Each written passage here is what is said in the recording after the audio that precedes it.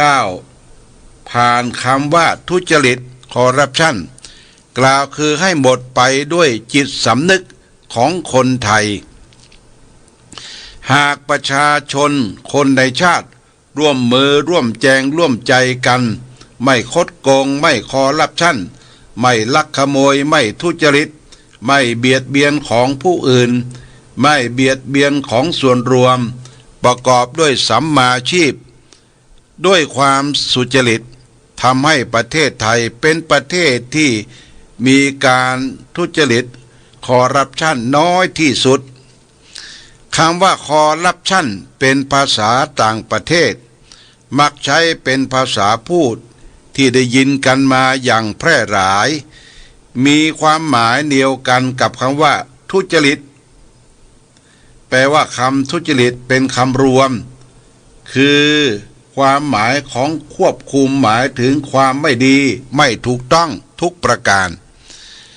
อันหมายถึงความไม่ชอบธรรมนั่นแลส่วนคำว่าคอร์รัปชันมีอธิบายพจนานุกรมว่าการช่อราษฎร์บังหลวงคำนี้ใช้ความหมายว่าคดโกงทุจริตอย่างกว้างขวางมากแต่มักใช้ในการทุจริตและไม่ซื่อตรงต่อหน้าที่ในทางราชการเป็นส่วนมากจึงมีอยู่ภายในคำว่าทุจริตนั่นเองพระพุทธศาสนาสอนให้คนประพฤติสุจริตธรรมละเว้นทุจริตประพฤติมิชอบเพราะว่าความทุจริตนี้นับเป็นความประพฤติที่ไม่ดีไม่ถูกต้องทั้งกายวาจาและใจย่อมส่งผลให้เกิดการเบียดเบียนต่อบุคคลอื่นผู้ใกล้เคียงและผู้อื่นได้สอดคล้องกับภาษิตไทยว่าเมื่อชื่อกินไม่หมดซื่อกินไม่หมดคดกินไม่นานแต่เดี๋ยวนี้กลับไม่ประพฤติเช่นนั้นกลับแผงเหมือนประหนึ่งล้อเลียนว่าซื่อกินไม่หมดคดกินไปนานแต่ถ้ากินของราชการกินได้นานทีเดียวฉะนั้นการทุจริตคอร์รัปชันโดยการให้การรับหรือสินบนการตกลงว่าจะให้และข่มขู่หรือการบังคับให้ยอมทำตามสิ่งที่ไม่เต็มใจการไม่กระทำตามหน้าที่อย่างตรงไปตรงมาการใช้อำนาจหน้าที่ในทางที่ผิดจากทำนองครองธรรมการที่มีผลประโยชน์ซับซ้อนเหล่านี้นับเป็นการปัญหาที่เกิดขึ้นในสังคมไทยมาอย่างยาวนานอย่างไรก็ดีหากพิจารณาอยู่แล้วจะพบว่าปัญหาในลักษณะเช่นนี้มิใช่จะเกิดขึ้นในปัจจุบันเท่านั้นหากแต่มีมาตั้งแต่อดีตแม้ในสมัยพุทธกาลที่พระพุทธเจ้ายังมีพระชนอยู่ก็เคยเกิดมีการทุจริตคอร์รัปชันเช่นนี้มาแล้วดังตัวอย่างที่ปรากฏเรื่องราวในทยันทนัญชานิสูตรว่าสมัยหนึ่งพระสารีบุตรได้ฟังข่าวสารจากพระภิกษุสงฆ์ว่าทนัญชานิพราหมณ์แห่งกรุงราชคฤห์เป็นผู้ใช้ชีวิตอยู่ด้วยความประมาททำกายทุจริตด้วยการอาศัยอำนาจของพระราชาเที่ยวเบียดเบียนประชาชนหรือที่เรียกว่าช่อราษฎร์และอาศัยความเป็นหัวหน้าในประชาชนเกี่ยวกับเบียดเบียนรัฐที่เรียกว่าบังหลวงเพื่อนำผลประโยชน์แห่งแผ่นดินมาเป็นของตัวเองโดยที่ทนัญชานิพราหมณ์ทำการทุจริตทุกอย่างจนกลายเป็นที่มาของคำว่าช่อราษฎร์บังหลวงมาตั้งแต่ในสมัยพุทธกาล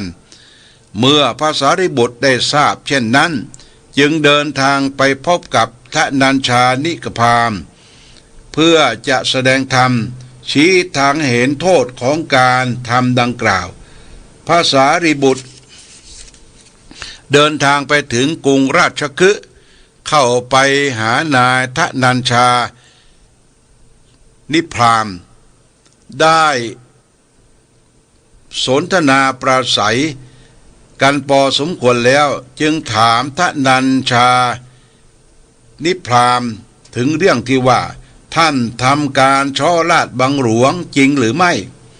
ทนัญชานิพรามก็ตอบว่ากระผมทำจริงแต่ที่ทำนั้นโดยมีเหตุผลอยู่คือต้องเลี้ยงดูพ่อแม่เลี้ยงดูบุตรภรรยาอีกทั้งญาติและเพื่อนพวกพ้องอีกมากมายที่ต้องคอยดูแลยังมีลูกน้องและบริวารอีกมากที่พึ่งพาอาศัยกระผมอยู่ดังนั้นที่ทำลงไปไม่ใช่ทำเพื่อตัวเองแต่เสียสละทำเพื่อผู้อื่นทั้งหมดเลยพระสารีบุตรท่านได้ฟังก็แย้งเหตุผลว่าการทำความผิดด้วยการเบียดเบียนทรัพย์จากรัฐและจากประชาชนนาเป็นของตนอ้างว่าจะนำไปเลี้ยงดูพ่อแม่เลี้ยงดูบุตรภรรยาดูแลมิตรสหายบริวาร นั้นเป็นความเห็นแก่ตัวแต่อ้างถึงคนอื่นแท้ที่จริงแล้วผิดที่เกิดขึ้นนี้ล้วนแล้วแต่มาจากตัวท่านนี่เป็นผู้เริ่มต้นของลงมือช่อราชบังหลวงทั้งนั้นท่านจะอ้างว่าทำเพื่อคนอื่นไม่ได้เพราะคนที่ได้รับประโยชน์จากการกระทำเช่นนี้ก็คือตัวของท่านและพวกพ้องของท่านแต่กลับมีผู้เสียหายเพราะท่านไปเบียดเบียนเขาอยู่เป็นจำนวนมากดังนั้นจึงขอให้ท่านเห็นประโยชน์ส่วนรวมของชาติบ้านเมือง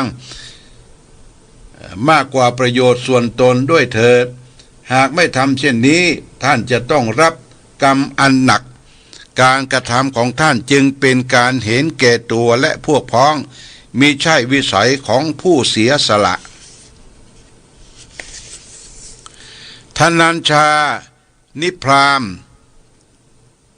ได้พิจารณาฟังเหตุผลของพระสารีบุตรอย่างถี่ถ้วนแล้วจึงกล่าวจึงกลับจิตกลับใจกลับกายกลับตัวกับหางกับหัวกับชั่วให้เป็นดีเลิกทำความชั่วที่มุ่งประโยชน์ของตนและพวกพ้องเสียแล้วหันมาทำกรรมดีที่เป็นประโยชน์ต่อส่วนรวมโดยมุ่งเสียสละเพื่อชาติบ้านเมืองต่อไป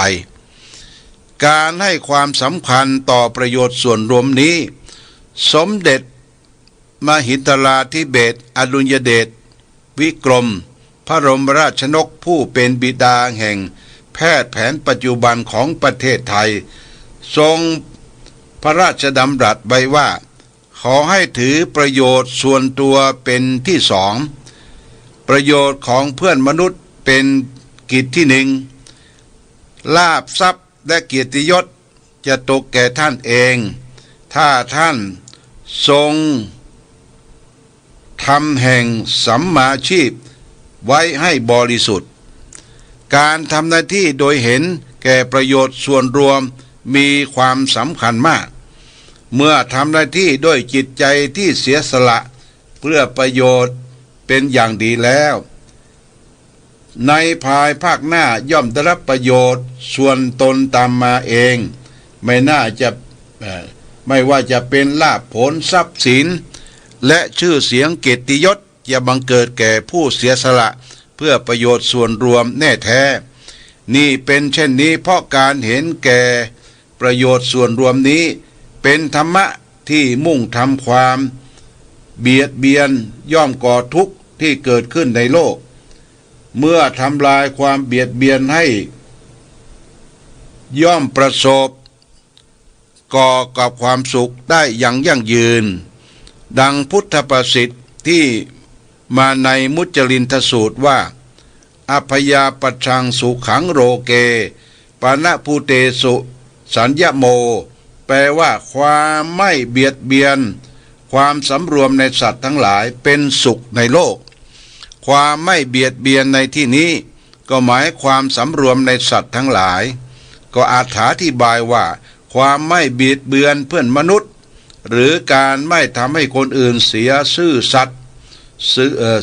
หรือสัตว์ให้ได้รับความเดือดร้อนกระทำด้วยความกระทำของตนเองไม่ว่าจะเป็นทางกายทางวาจาและทางใจก็ตามความเบียดเบียนทางกายได้การข่มเหงรังแกผู้อื่นการทำร้ายหรือการกระทำอื่นใดที่เป็นการสร้างทุกข์ให้แก่ผู้อื่นโดยทำให้เขาเดือดร้อนทุกข์ทางกาย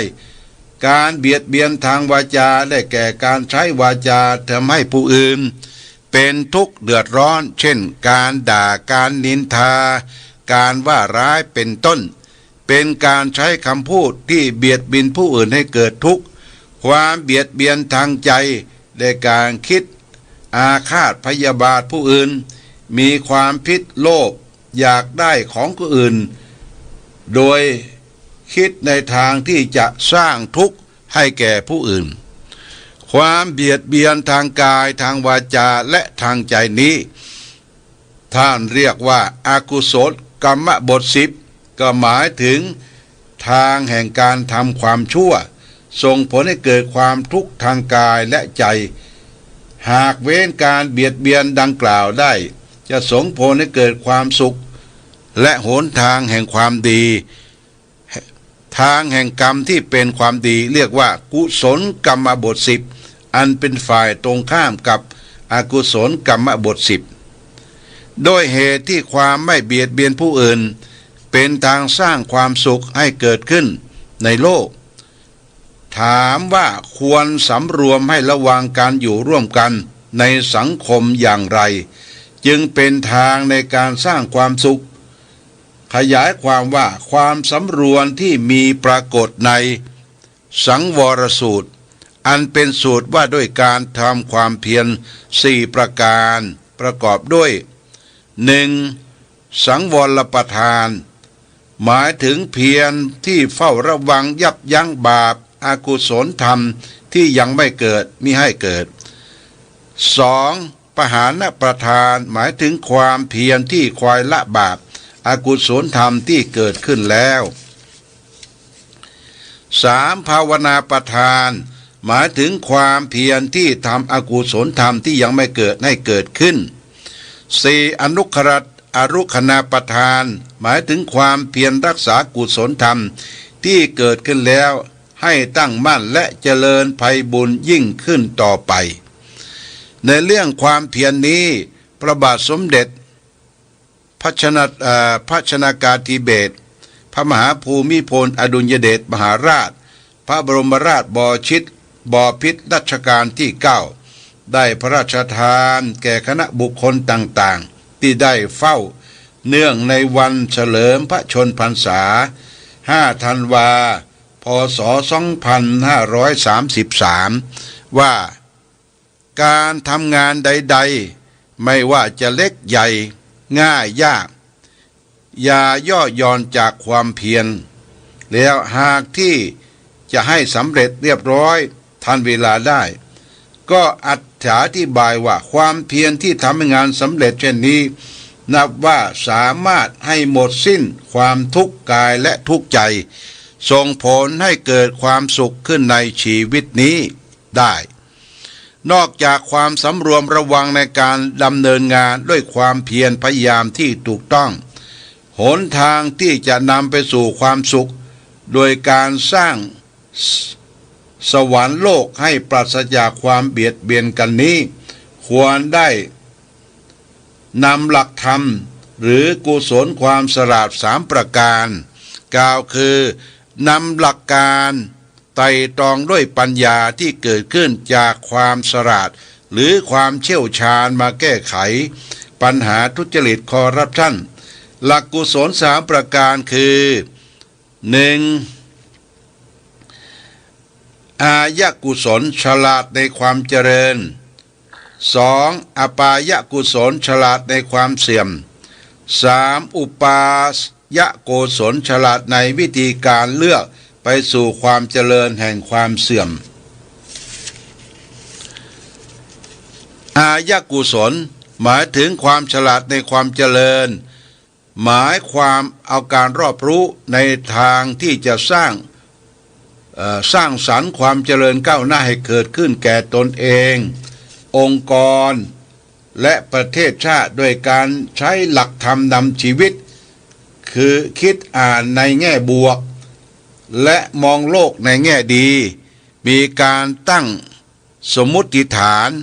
เพื่อค้นหาสาเหตุที่ทำให้เกิดความเจริญตั้งมั่นอยู่ได้นานอบายกุศลหมายถึงความฉลาดในความเสื่อม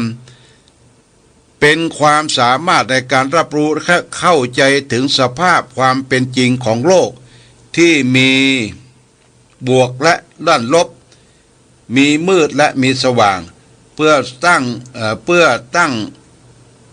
างทัศนวิสัยการมองไกลตามความเป็นจริงโดยใช้มองเห็นถึงเหตุและผลของความเสื่อมกล่าวคือฉลาดในการคิดของมุมกลับพร้อม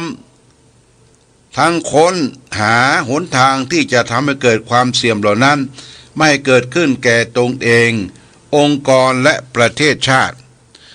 อุปายกุศลหมายถึงความฉลาดในอุบายเป็นความฉลาดในวิธีการแก้ไขปัญหารู้จักหนทางในการแก้ไขสถานการณ์ให้ดีขึ้นโดยอุบายทางปัญญากล่าวคือความฉลาดในการใช้ปัญญาแก้ปัญหาเฉพาะหน้าต่อเหตุการณ์ต่างๆที่เกิดขึ้นเป็นกระบวนการคบคิดแนวทางแก้ปัญหาด้วยปัญญาโดยชอบพร้อมทั้งอุบายในการสร้างความเจริญดำรงได้นานและหนทางป้องกันมิให้ความเสี่ยมเกิดขึ้นแก่ตนเององค์กรประเทศชาติพระพุทธศาสนาได้มองเห็นความเป็นจริงมิได้มองโลกแต่เพียงแง่มุมใดมุมหนึ่งได้มองโลกตามอริยสัจสี่กล่าวคือเมื่อมีทุกข์ย่อมมีเหตุให้เกิดทุกข์เมื่อมีความทุกข์ดับไปกลายเป็นความสุขก็ย่อมมีแนวทางที่จะดำเนินไปถึงความสุขเช่นนั้นได้ดังนั้นหากมองโลกในถูกต้องด้วยปัญญาอันแยบขายแล้วจะพบว่าอริยสัจสี่ข้อนี้สามารถนำไปใช้ในการสร้างความเจริญและความเสื่อมและหนทางและหาหนทางในการแก้ปัญหาได้อย่างสุขุมเพราะอริยสัจสี่ไม่ได้จบอยู่ที่ปัญหาและเหตุที่เกิดของปัญหาเท่านั้นแต่ยังลึกลงไปถึงความดับด้วยว่าปัญหานั้นดับได้ไหมดับด้วยวิธีอย่างไรนำมาสู่หนทางแห่งความดับนั้นอันเป็นวิธีการแก้ปัญหาอย่างที่เป็นรูปธรรมดังนั้นหากบูรณาการด้วยหลักธรรมแห่งกุศล3ประการจะพบว่าเมื่อพบปัญหาก็ย่อมปรารถนาค้นอุบายในการแก้ปัญหาได้ด้วยความเจริญก็ต้องหาอุบายสร้างความเจริญด้วยหลักอายกุศลเพื่อพบปัญหาหรืออุปสรรคในการทำงานก็ได้รับรู้และเข้าใจว่าสิ่งที่สามารถเกิดขึ้นได้เป็นธรรมดาด้วยหลักอบายกุศลเมื่อเข้าถึงปัญหาและอุปสรรคดังกล่าวท่องแท้แล้วก็จะต้องรู้จักใช้ปัญหาในการคิดหาหนทางในการบริหารความเสี่ยมมิให้เกิดขึ้นด้วยตามหลักอุป